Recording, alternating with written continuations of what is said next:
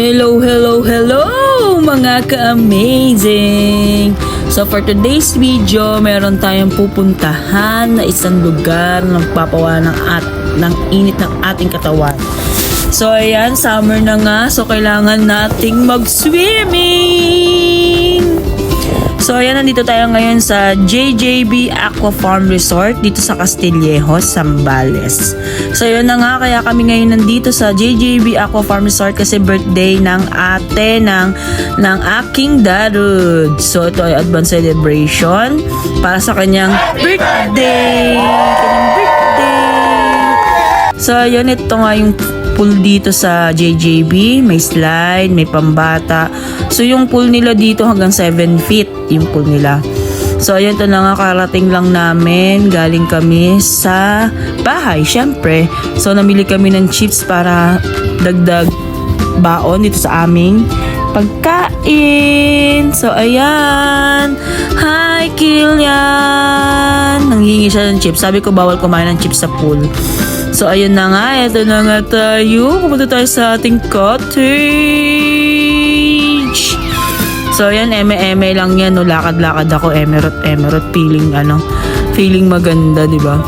So ayan, nakikita nyo naman, tayo ay mag-iihaw-ihaw. So nakita nyo yung iihaw-ihaw namin, yan gagawa kasi kami ng sisig. Masarap na sisig. Ayan, nag-iihaw na sila Darudes at si Kuya Aaron ng takatoka sa pag-iihaw. So ayan, nabalatan ko na yung hotdogs and hiwa-hiwa na din yung hotdogs. Tapos, isasalang na siya sa ihawan. So ayan, nagkukwentuhan habang nag-iihaw. Ayan na, nagsimula na mag-iwa ang aking Darudes na pogi. Chares. Pogi ba yan?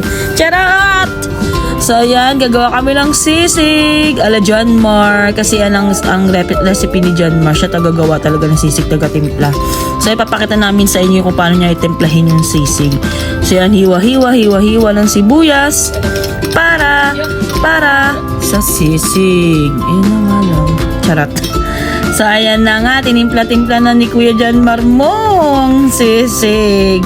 So ayun, nilagyan niya ng ng sibuyas, mayo, kalamansi, asrino. Tapos halagyan din natin ng maraming sili yan para masarap na maanghang. So ayun, may nilagay siyang sikreto. Yung yung toyo ba yun, no? Pinilagay niya.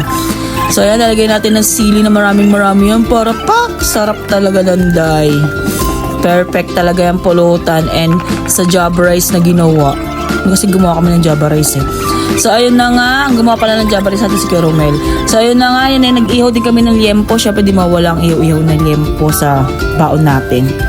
So ayan, nag-ihaw kami. So after niya, nag-swimming na kami niyan pero wala kaming video. So, ito lang po ang ating video na makakain natin kasi sobrang na busy na kami niyan. Nag-swimming kami, din namin napansin yung pagka-cellphone. So, yun lamang po mga ka-amazing. Thank you for watching and bye!